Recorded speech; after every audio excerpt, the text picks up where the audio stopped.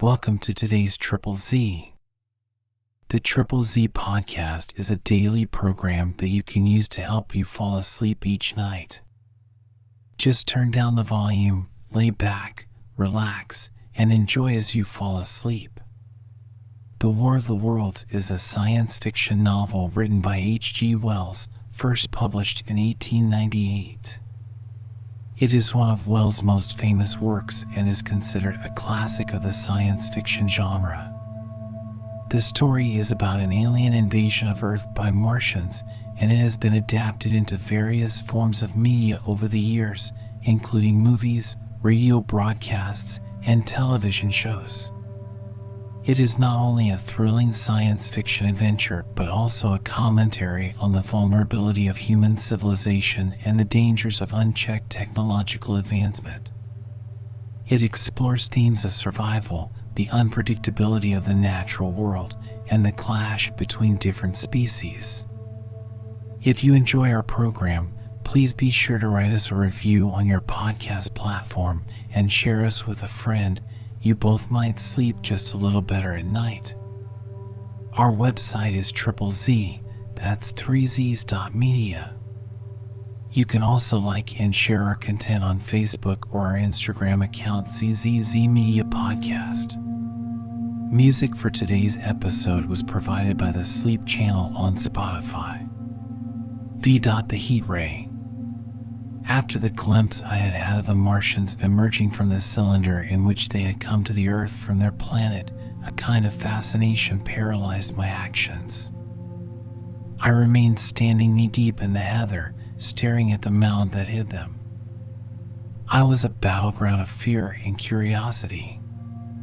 I did not dare to go back towards the pit, but I felt a passionate longing to peer into it. I began walking, therefore, in a big curve, seeking some point of vantage and continually looking at the sand heaps that hid these newcomers to our Earth. Once a leash of thin black whips, like the arms of an octopus, flashed across the sunset and was immediately withdrawn, and afterwards a thin rod rose up, joint by joint, bearing at its apex a circular disc that spun with a wobbling motion. What could be going on there? Most of the spectators had gathered in one or two groups, one a little crowd towards Woking, the other a knot of people in the direction of Chobham. Evidently they shared my mental conflict. There were few near me. One man I approached. He was, I perceived, a neighbor of mine, though I did not know his name, and accosted. But it was scarcely a time for articulate conversation. "What ugly brutes," he said. "Good God! What ugly brutes!" He repeated this over and over again. "Did you see a man in the pit?" I said, but he made no answer to that. We became silent and stood watching for a time side by side, deriving, I fancy, a certain comfort in one another's company. Then I shifted my position to a little knoll that gave me the advantage of a yard or more of elevation, and when I looked for him presently he was walking towards Woking. The sunset faded to twilight before anything further happened. The crowd far away on the left, towards Woking, seemed to grow, and I heard now a faint murmur from it. The little knot of people towards Chobham dispersed. There was scarcely an intimation of movement from the pit. It was this, as much as anything, that gave people courage, and I suppose the new arrivals from Woking also helped to restore confidence. At any rate, as the dusk came on, a slow, intermittent movement upon the sandpits began, a movement that seemed to gather force as the stillness of the evening about the cylinder remained unbroken. Vertical black figures in twos and threes would advance, stop, watch, and advance again, spreading out as they did so in a thin irregular crescent that promised to enclose the pit in its attenuated horns. I, too, on my side began to move towards the pit. Then I saw some cabmen and others had walked boldly into the sand pits, and heard the clatter of hoofs and the grind of wheels. I saw a lad trundling off the barrow of apples. And then, within 30 yards of the pit, advancing from the direction of Horsell, I noted a little black knot of men, the foremost of whom was waving a white flag. This was the deputation. There had been a hasty consultation, and since the Martians were evidently, in spite of their repulsive forms, intelligent creatures, it had been resolved to show them, by approaching them with signals, that we too were intelligent. Flutter, flutter, went the flag, first to the right, then to the left. It was too far for me to recognize anyone there, but afterwards I learned that Ogilvy, Stent, and Anderson were with others in this attempt at communication. This little group had in its advance dragged inward, so to speak, the circumference of the now almost complete circle of people, and a number of dim black figures followed at discreet distances. Suddenly there was a flash of light, and a quantity of luminous greenish smoke came out of the pit in 3 distinct puffs, which drove up, one after the other, straight into the still air. This smoke, or flame, perhaps, would be the better word for it, was so bright that the deep blue sky overhead and the hazy stretches of brown common towards Chertsey, set with black pine trees, seemed to darken abruptly as these puffs arose, and to remain the darker after their dispersal. At the same time a faint hissing sound became audible. Beyond the pit stood the little wedge of people with the white flag at its apex, arrested by these phenomena, a little knot of small vertical black shapes upon the black ground. As the green smoke arose, their faces flashed out pallid green and faded again as it vanished. Then slowly the hissing passed into a humming, into a long, loud, droning noise. Slowly a humped shape rose out of the pit, and the ghost of a beam of light seemed to flicker out from it. Forthwith flashes of actual flame, a bright glare leaping from one to another, sprang from the scattered group of men. It was as if some invisible jet impinged upon them and flashed into white flame. It was as if each man were suddenly and momentarily turned to fire. Then, by the light of their own destruction, I saw them staggering and falling, and their supporters turning to run. I stood staring, not as yet realizing that this was death leaping from man to man in that little distant crowd. All I felt was that it was something very strange. An almost noiseless and blinding flash of light, and a man fell headlong and lay still, and as the unseen shaft of heat passed over them, pine trees burst into fire, and every dry furze bush became with one dull thud a mass of flames. And far away towards Knapp Hill I saw the flashes of trees and hedges and wooden buildings suddenly set alight. It was sweeping round swiftly and steadily, this flaming death, this invisible, inevitable sort of heat. I perceived it coming towards me by the flashing bushes it touched, and was too astounded and stupefied to stir. I heard the crackle of fire in the sand pits and the sudden squeal of a horse that was as suddenly stilled. Then it was as if an invisible yet intensely heated finger were drawn through the heather between me and the Martians, and all along a curving line beyond the sand pits the dark ground smoked and crackled. Something fell with a crash far away to the left where the road from Woking Station opens out on the common. Forthwith the hissing and humming ceased, and the black, dome-like object sank slowly out of sight into the pit.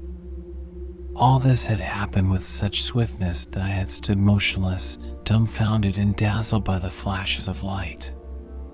Had that death swept through a full circle, it must inevitably have slain me in my surprise. But it passed and spared me, and left the night about me suddenly dark and unfamiliar. The undulating common seemed now dark almost to blackness, except where its roadways lay gray and pale under the deep blue sky of the early night. It was dark and suddenly void of men. Overhead the stars were mustering, and in the west the sky was still a pale, bright, almost greenish blue. The tops of the pine trees and the roofs of Horsell came out sharp and black against the western afterglow. The Martians and their appliances were altogether invisible, save for that thin mast upon which their restless mirror wobbled. Patches of bush and isolated trees here and there smoked and glowed still, and the houses towards Woking Station were sending up spires of flame into the stillness of the evening air. Nothing was changed save for that and a terrible astonishment. The little group of black specks with the flag of white had been swept out of existence, and the stillness of the evening, so it seemed to me, had scarcely been broken. It came to me that I was upon this dark common, helpless, unprotected, and alone. Suddenly, like a thing falling upon me from without, came fear. With an effort I turned and began a stumbling run through the heather. The fear I felt was no rational fear, but a panic terror not only of the Martians, but of the dusk and stillness all about me. Such an extraordinary effect in unmanning me it had that I ran weeping silently as a child might do. Once I had turned, I did not dare to look back. I remember I felt an extraordinary persuasion that I was being played with, that presently, while I was upon the very verge of safety, this mysterious death, as swift as the passage of light, would leap after me from the pit about the cylinder and strike me down. 6. The heat ray in the Chobham Road. It is still a matter of wonder how the Martians are able to slay men so swiftly and so silently. Many think that in some way they are able to generate an intense heat in a chamber of practically absolute non-conductivity. This intense heat they project in a parallel beam against any object they choose by means of a polished parabolic mirror of unknown composition, much as the parabolic mirror of a lighthouse projects a beam of light. But no one has absolutely proved these details. However it is done, it is certain that a beam of heat is the essence of the matter. Heat and invisible, instead of visible, light. Whatever is combustible flashes into flame at its touch. Lead runs like water, it softens iron, cracks and melts glass, and when it falls upon water, incontinently that explodes into steam. That night nearly 40 people lay under the starlight about the pit, charred and distorted beyond recognition, and all night long the common from Horsell to Maybury was deserted and brightly ablaze. The news of the massacre probably reached Chobham, Woking, and Ottershaw about the same time. In Woking the shops had closed when the tragedy happened, and a number of people, shop people and so forth, attracted by the stories they had heard, were walking over the Horsell Bridge and along the road between the hedges that runs out at last upon the common. You may imagine the young people brushed up after the labors of the day, and making this novelty, as they would make any novelty, the excuse for walking together and enjoying a trivial flirtation. You may figure to yourself the hum of voices along the road in the gloaming. As yet, of course, few people in Woking even knew that the cylinder had opened, though poor Henderson had sent a messenger on a bicycle to the post office with a special wire to an evening paper. As these folks came out by twos and threes upon the open, they found little knots of people talking excitedly and peering at the spinning mirror over the sand pits, and the newcomers were, no doubt, soon infected by the excitement of the occasion. By 8:30, when the deputation was destroyed, there may have been a crowd of 300 people or more at this place, besides those who had left the road to approach the Martians nearer. There were 3 policemen too, one of whom was mounted, doing their best, under instructions from Stent, to keep the people back and deter them from approaching the cylinder. There was some booing from those more thoughtless and excitable souls to whom a crowd is always an occasion for noise and horseplay. Stent and Ogilvy, anticipating some possibilities of a collision, had telegraphed from Horsell to the barracks as soon as the Martians emerged, for the help of a company of soldiers to protect these strange creatures from violence. After that they returned to lead that ill-fated advance. The description of their death, as it was seen by the crowd, tallies very closely with my own impressions: the 3 puffs of green smoke, the deep humming note, and the flashes of flame. But that crowd of people had a far narrower escape than mine. Only the fact that a hummock of heathery sand intercepted the lower part of the heat ray saved them. Had the elevation of the parabolic mirror been a few yards higher, none could have lived to tell the tale. They saw the flashes, and the men falling in an invisible hand, as it were, lit the bushes as it hurried towards them through the twilight. Then, with a whistling note that rose above the droning of the pit, the beams swung close over their heads, lining the tops of the beech trees that lined the road, and splitting the bricks, smashing the windows, firing the window frames, and bringing down in crumbling ruin a portion of the gable of the house nearest the corner. In the sudden thud, hiss, and glare of the igniting trees, the panic-stricken crowd seems to have swayed hesitatingly for some moments.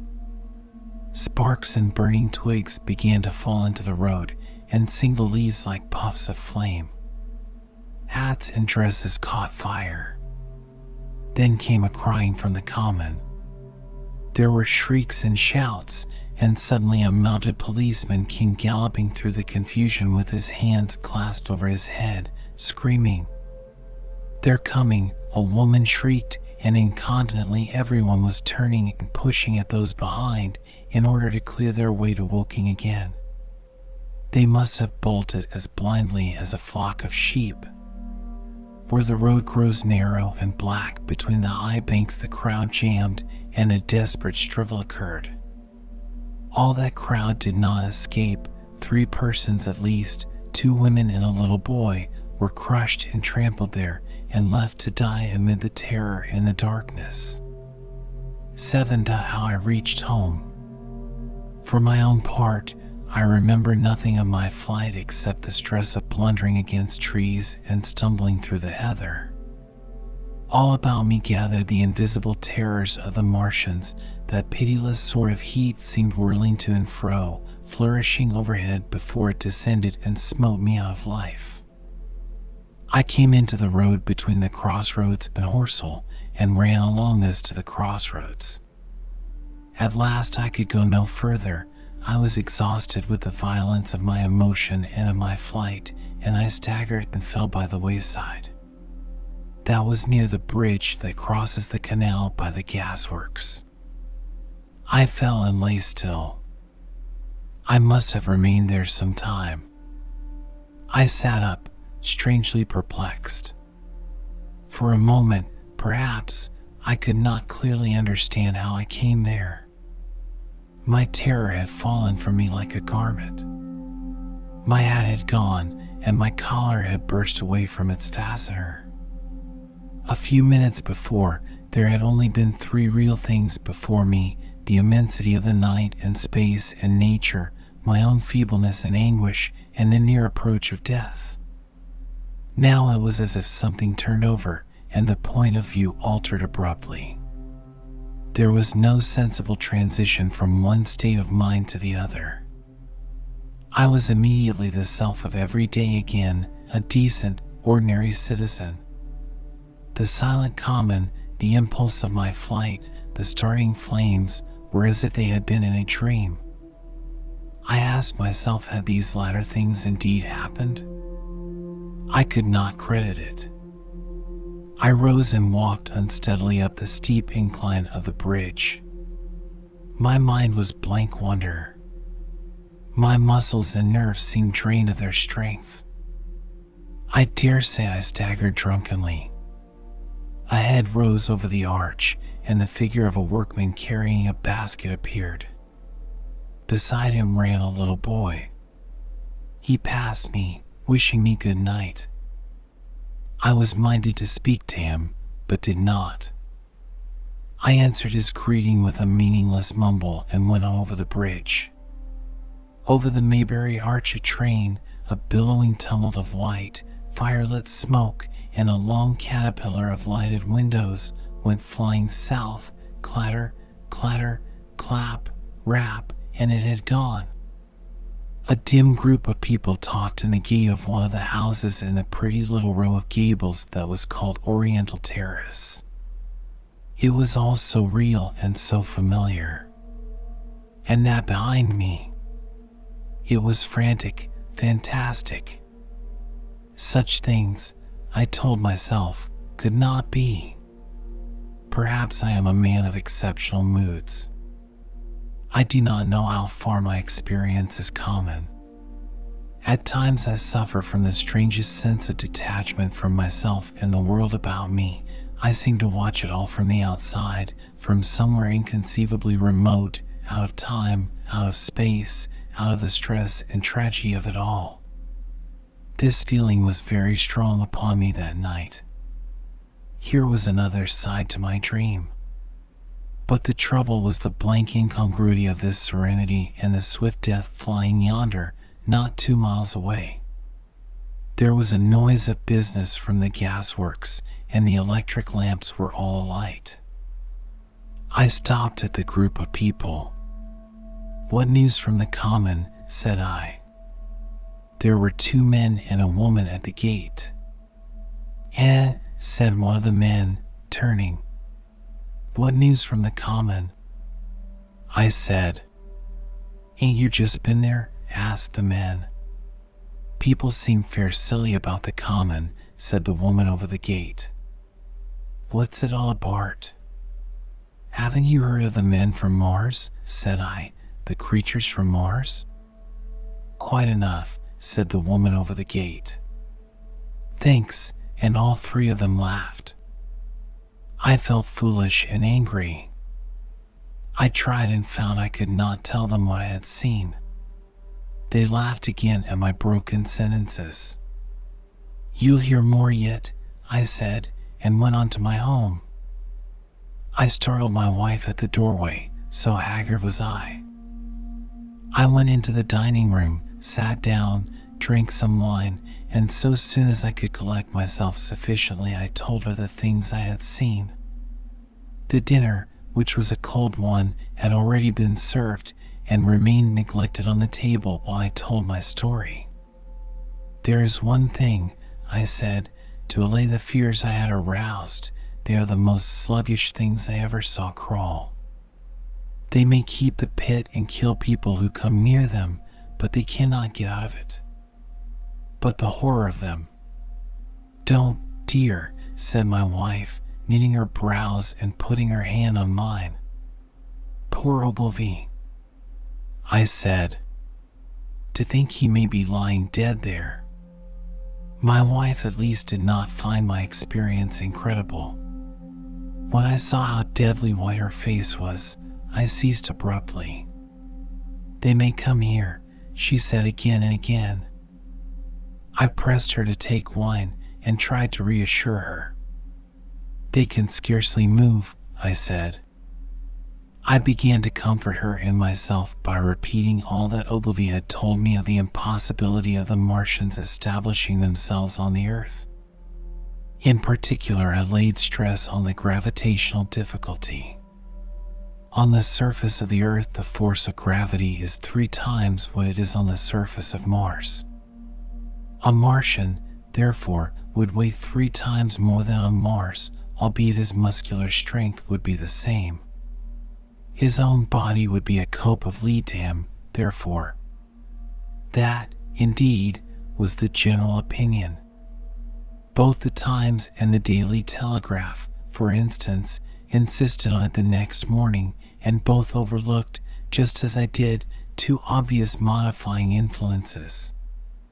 The atmosphere of the Earth, we now know, contains far more oxygen or far less argon, whichever way one likes to put it, than does Mars.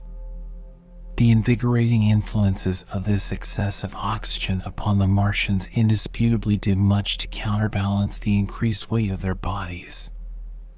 And, in the second place, we all overlooked the fact that such mechanical intelligence as the Martian possessed was quite able to dispense with muscular exertion at a pinch.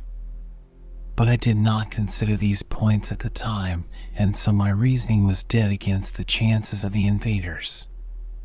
With wine and food, the confidence of my own table, and the necessity of reassuring my wife, I grew by insensible degrees courageous and secure.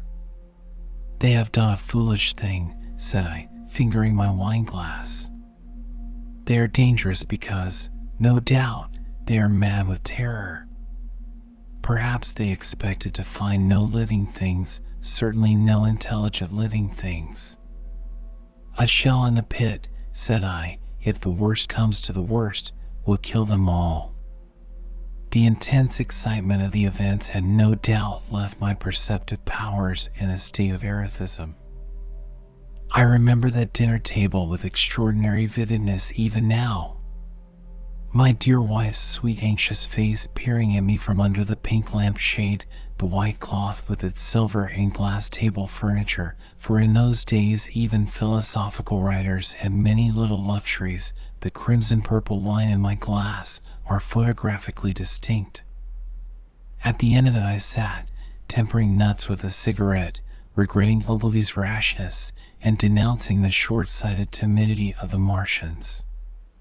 So some respectable dodo in the Mauritius might have lorded it in his nest, and discussed the arrival of that ship full of pitiless sailors in want of animal food. "We will peck them to death tomorrow, my dear."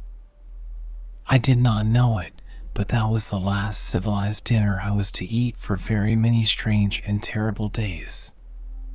8. Friday night. The most extraordinary thing to my mind, of all the strange and wonderful things that happened upon that Friday, was the dovetailing of the commonplace habits of our social order with the first beginnings of the series of events that was to topple that social order headlong.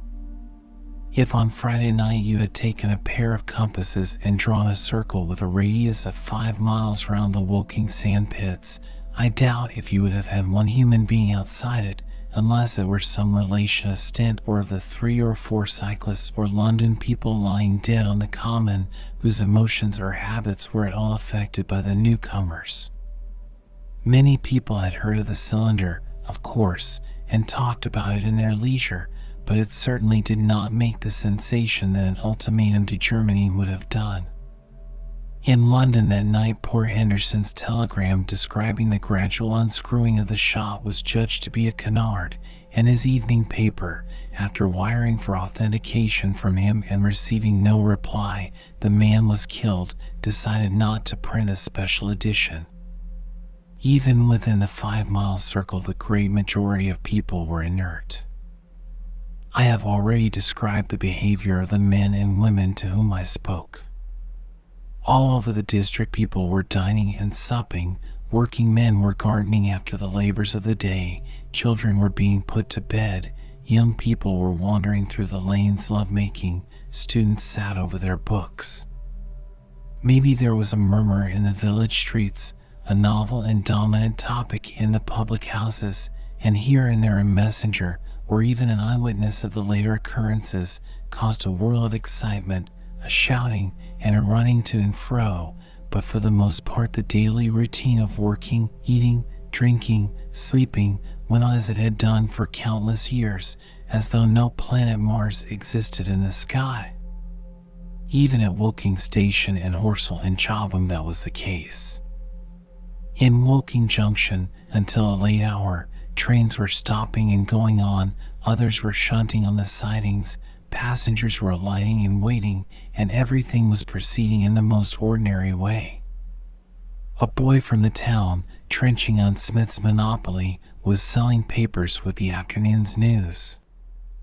The ringing impact of trucks, the sharp whistle of the engines from the junction, mingled with their shouts of men from Mars. Excited men came into the station about 9 o'clock with incredible tidings, and caused no more disturbance than drunkards might have done. People rallying Londonwards peered into the darkness outside the carriage windows, and saw only a rare, flickering, vanishing spark dance up from the direction of Horsell, a red glow and a thin veil of smoke driving across the stars, and thought that nothing more serious than a heath fire was happening. It was only round the edge of the common that any disturbance was perceptible. There were half a dozen villas burning on the Woking border. There were lights in all the houses on the common side of the three villages, and the people there kept awake till dawn. A curious crowd lingered restlessly, people coming and going, but the crowd remaining both on the Chobham and Horsell bridges. One or two adventurous souls, it was afterwards found, went into the darkness and crawled quite near the Martians, but they never returned, for now and again a light ray, like the beam of a warship's searchlight, swept the common, and the heat ray was ready to follow. Save for such, that big area of common was silent and desolate, and the charred bodies lay about it all night under the stars, and all the next day. A noise of hammering from the pit was heard by many people. So you have the state of things on Friday night. In the center, sticking into the skin of our old planet Earth like a poison dart, was this cylinder. But the poison was scarcely working yet. Around it was a patch of silent common, smoldering in places, and with a few dark, dimly seen objects lying in contorted attitudes here and there. Here and there was a burning bush or tree. Beyond was a fringe of excitement, and farther than that fringe the inflammation had not crept as yet. In the rest of the world the stream of life still flowed as it had flowed for immemorial years. The fever of war that would presently clog vein and artery, deaden nerve, and destroy brain had still to develop. All night long the Martians were hammering and stirring, sleepless, indefatigable, at work upon the machines they were making ready, and ever and again a puff of greenish-white smoke whirled up to the starlit sky. About 11 a company of soldiers came through Horsell and deployed along the edge of the common to form a cordon. Later a second company marched through Chobham to deploy on the north side of the common. Several officers from the Inkerman barracks had been on the common earlier in the day, and one, Major Eden, was reported to be missing. The colonel of the regiment came to the Chobham bridge and was busy questioning the crowd at midnight. The military authorities were certainly alive to the seriousness of the business. About 11, the next morning's papers were able to say a squadron of hussars, 2 Maxims, and about 400 men of the Cardigan regiment started from Aldershot. A few seconds after midnight the crowd in the Chertsey Road, Woking, saw a star fall from heaven into the pine woods to the northwest. It had a greenish color and caused a silent brightness like summer lightning. This was the second cylinder.